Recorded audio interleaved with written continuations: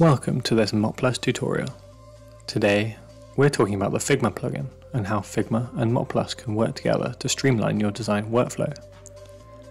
First, go to the Mockplus website and in Downloads, press Figma. Then, press the link to the plugin in the Figma community and press Install.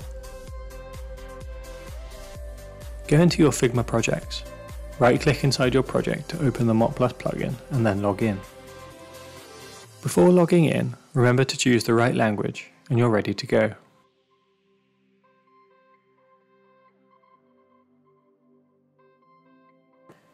Choose a project or create a new one by pressing the plus icon.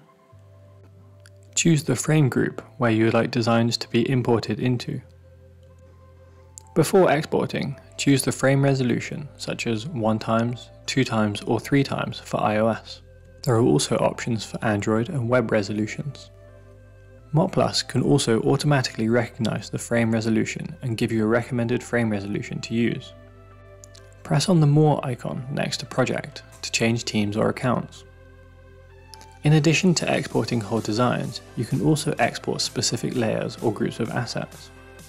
Choose the layer or group of assets you want to export and press Add Slice Layer.